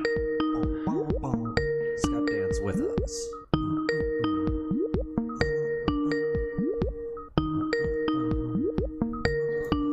Skype dance. I just admitted to do. Maybe I should go hang out with John Jones a little bit. There you go. People are hating on John Jones. Izzy and Gatto really both talking trash against John Jones. Oh man. Yeah. I don't know what to say here, man. I don't know what to say. Yeah, I just want to call it a night here. Yeah, let's do 5 more minutes. I mean, I can't go late. I have to wrap it up. No, I understand. We won't go late, Okay. but I hope he comes back, because I know that, we confirmed him before, but just a last minute important thing. One of his main sponsors needed to Oh, that sucks. have him, but he did say that he said that his schedule is just crazy. So he's actually had said if 7:45 today didn't work, he could reschedule. Well, let's reschedule. Let's wrap it up. But then I wrote him back. No, but this is not a new communique. It was in his only communique like an hour ago. He actually told me what happened, and then he said, does 7:45 work? Otherwise, I could reschedule. And I wrote him back and said, let's do 7:45. But he's not able to do it right now. So. He didn't respond, though. He didn't respond. Right. That's what I'm saying. He's not able to do it right now, so let's just plan on reschedule. Just let him know, hey, it's all right. All right. Hey, Josh, don't stress it, brother. We will reschedule. If you want to come on next week, we can make that happen, or the week after. Let me know what's good for you, period. Sometimes I swear you're an odd one, Colin. I am, man. I just... all I know is that I freaking dictate on the show. I probably look like an idiot, but I don't mind. I'm not embarrassed to look silly.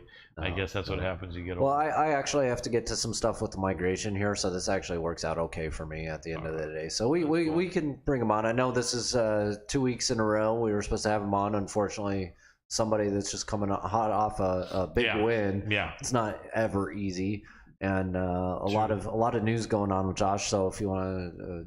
Kind of go into that a little bit real quick about so one thing I was going to ask him about, and Josh is a really good guy, so I don't know what his thoughts would have been as far as talking about this, but I saw Uriah Faber gave an interview on one of these other websites that if you notice in this last Saturday's fights with Volkanovski and Max Holloway, the top contender should be Josh. He was ranked number 3 in the world. The only other way would have been if they wanted the winner of Yair Rodriguez versus Brian Ortega, but it was pretty much Josh.